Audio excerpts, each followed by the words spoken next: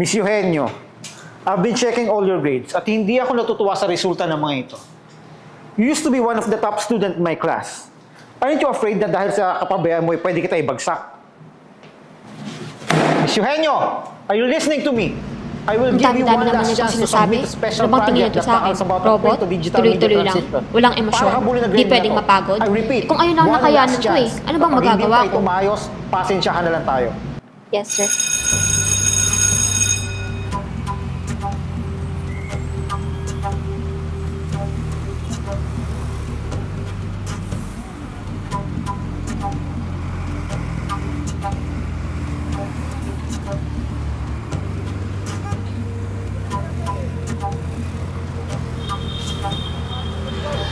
Naman kaya ako maghanap ng materials para sa project niya? Kakainis, dinagdagan niya pa yung trabaho ko.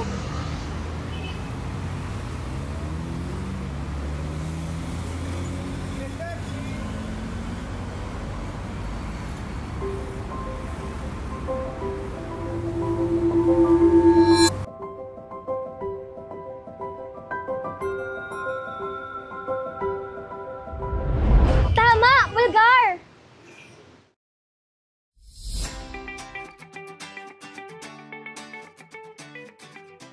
Hi, my name is Shine, isa sa HR dito sa Bulgar. And I believe you are Princess Eugenio? Opo, ako po yun. Pasensya na po sa pang-aabala. Kailangan ko lang po kasi talaga sa project ko. Naku, wala yun. Tamang-tama lang kasi marami talagang taong lumaki. At alam mo yun, tumanda na kasama yung dyaryo namin sa araw-araw nilang buhay. Teka lang ha, tatawagan ko lang yung pwede mong makausap at makakatulong sa'yo. Ah, ganito pala yung tsura ng opisina nila. Paano kaya sila sa loob? Nahihiya naman ako. Baka nakaka-istorbo pa ako. Kaso kailangan ko to eh. No choice. Okay na to. Tara, Princess, samahan kita kay Ma'am Nims. For sure, marami siyang makukwento sa'yo.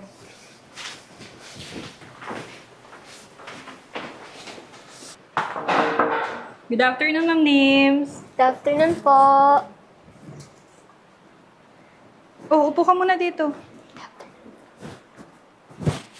Oh, Princess, ito si Ma'am Nims. Isa sa pinakamatagal ng empleyado dito sa Bulgar. Siya nang bahala sa'yo at mauna na ako, ah. Thank you po, Ma'am Shine. Opo. Afternoon po. Mag-interview lang po ako about Bulgar. Wait lang pa. Mag-set up lang po ako. Okay.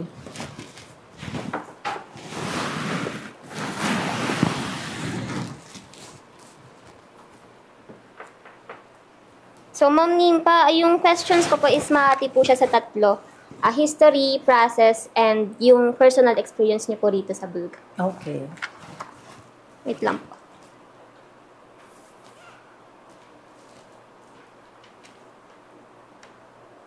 Start na po tayo. So, Ma'am Nimpa, paano po nag-umpisa yung Bulgar? And kung ano po yung naging part niyo po rito? Actually, hindi ka maniniwala ha. 34 years na ako dito. Matagal na rin po pala kayo. Nung nagsimula nga kami dito, at least kasama ko sila. At yun nga, nung una talaga, magazine pa lang kami. Hindi pa kami dyaryo noon. Nag-dry run muna kami for 2 weeks, November yon. And then, maganda naman ang naging benta sa market. For 2 weeks lang po yun.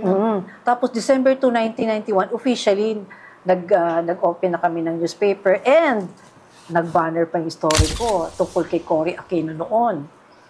At saka hindi pa rito yung office namin. Nandun pa kami sa tabi ng guardhouse. Doon pa nga, pag malakas ang ulan, medyo tumataas na yung tubig sa may sako. Naku, kailangan itaas namin. Inaabot na po kayo doon? Oo, itaas namin yung paa namin para makapag-deadline kami. Nung una pa lang namin dito sa paggawa ng dyaryo, namayagpag na kami.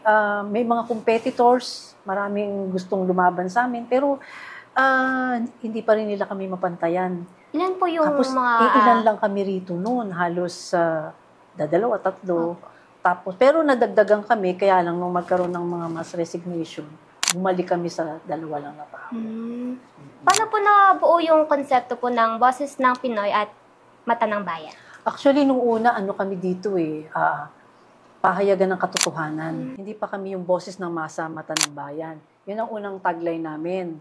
Siyempre, ang nilalabas talaga namin, katotohanan. Pero sumunod na taon, na natuklasan namin na yung core ng kumpanya namin, kailangan na mas naging relatable sa mga mamamayang Pilipino. Kaya, Kumbaga, lumawak na po siya. oo, kaya ginawa na namin Boses ng Masa, Mata ng Bayan. Pero bakit po Pinoy na po yung ginagamit niyo po ngayon? Kasi mas lumawak yung gusto namin maabot sa pamamagitan ng dyaryo nga. Naging boses kami ng lahat ng masa, ng kabuuan.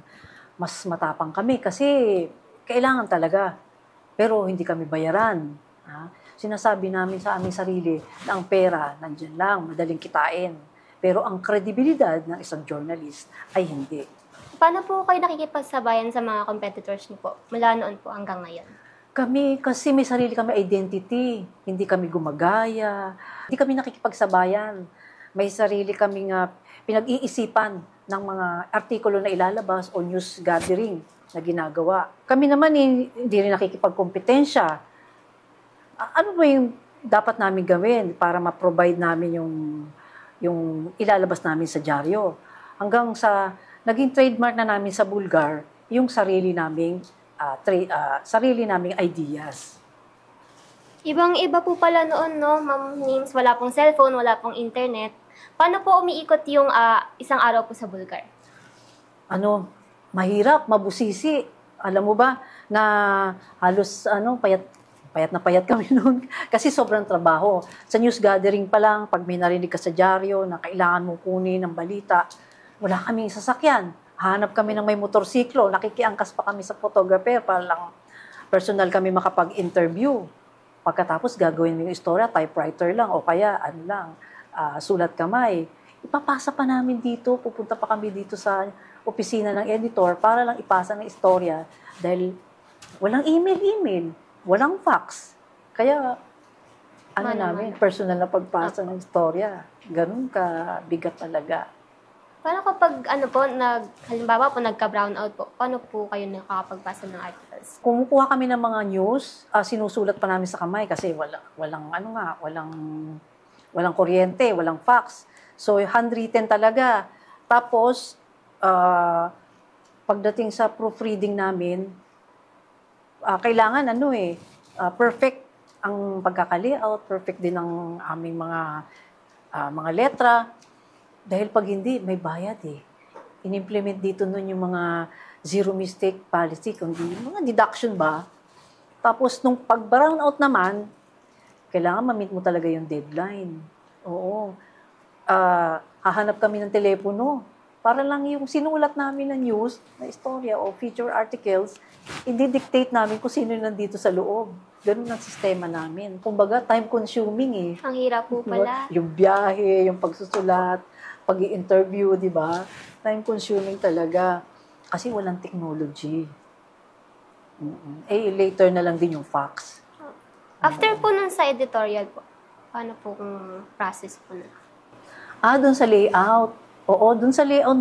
Matagal doon yun, lalo na sa stripping method. Kailangan maayos yung pagkaka-assemble ng mga letra, ng mga titles. Kasi mano-mano eh. Pero pag may lumagpas, o kaya merong kinulang na letra, lalo na sa titulo, naku, patay. Ayan na naman tayo sa bayaran. O, lalo na pag na-print.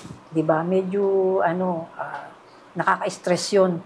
Pero iba pa rin yung hirap. No? Kahit nahirapan kami noon, iba pa rin yung saya namin. Lalo na kapag nakita mo lumabas yung storya mo, nandun yung pangalan mo. Yung byline niyo diba? po. O yung byline mo. Masaya. Parang fulfilled ka sa isang araw na yun. Sa tingin niyo po, Ma'am Nims, worth it po ba yung risk po sa buhay niyo po pag naglalabas po kayo ng mga articles? Yung sa amin, medyo, alam mo ba, pagiging journalist noon masaya. Ibig sabihin, may challenge pa rin. Kasi dumating yung point na sa profesyon natin, wala nang atrasan. Kailangan ituloy mo na kung ano yung sinumpaan mong tungkulin. Kailangan matapang ka. Kung ano yung sinulat mo, kung ano yung paninindigan mo, yung mga sinabi mo. Kailangan, ibig sabihin, manindigan ka. Oo. May mga time pa nga na maraming banta sa buhay na iba natin mga kasamahan ng mga panahon na yon. Pero ngayon, ang tawag na ngayon, bashing. Opo, bashing. Oo. Tumapang naman kami noon eh. Ah, pero yung tapang na yun, kahit sa pagtulog ko, bigla na lang ako nagigising. Yung bang parang kumakabog ang dibdib ko. Madalas yun. Pero kahit nare-relax ako, ganun pa rin ang nangyari. So, nagpasya na ako magpa-doktor. Nagpatingin ako sa doktor noon para lang medyo maibsan yung yung siguro tawag na rin doon talaga yung stress matindi.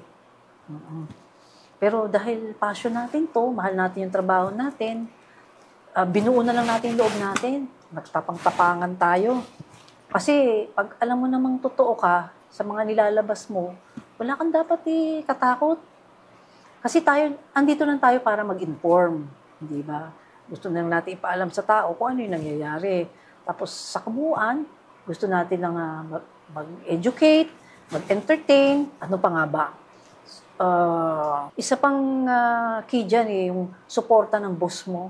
Ang boss namin dito, lagi namin kaagapay. Hindi kami iniiwan sa anumang delikadong sitwasyon.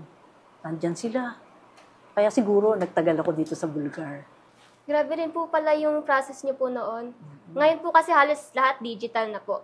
So, paano po yung process niyo po sa paggawa po ng dyaryo ngayon po rito sa Bulgar? Ganun pa rin naman. Kaya lang, mas pinadali at pinabilis na yung teknolohiya sa ngayon. Mula sa news gathering, bukod sa interview, syempre may social media, may live stream. Marami nang pwedeng pagkuhanan ng balita. At yung mga balita na yon, diretso na mismo sa mga reporters, kinukuha nila. Then diretso na sa editors.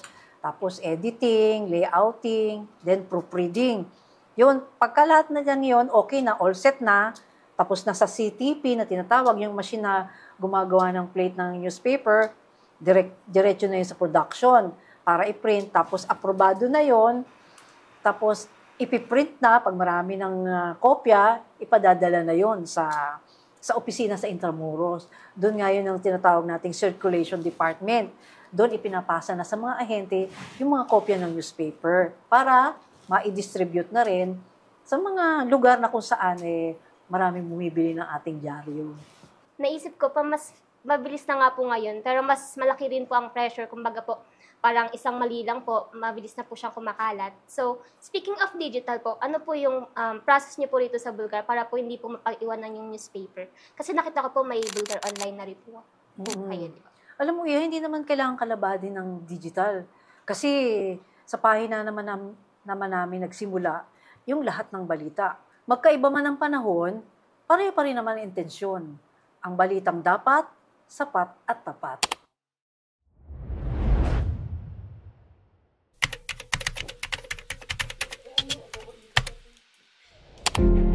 Dahil sa proyektong ito, mas naunawaan ko kung gaano kalalim ang ugat ng pamamahayag, ang landas na tinatahak ko.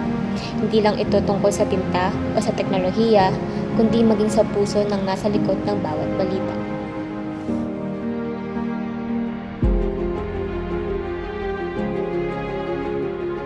Hindi lang palabas na pahina ang nilalaman ng dyaryo. Isa itong salamin ng kasaysayan, pangarap at kwento. Na hindi lahat ay mag-uumpisa sa simula, minsan kailangan mo munang balikan ang lumang pahina para matutunang isulat ang bagong kabanata.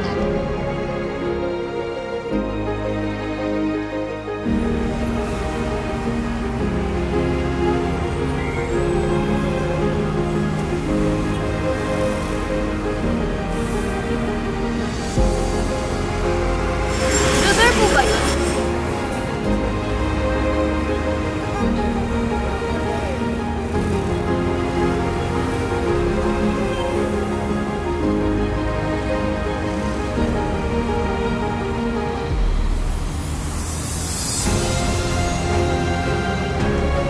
Sa special project na ito, natuklasan ko ang tunay na diwa ng pamamahayag, ang pusong nagdurugtong mula sa pahina.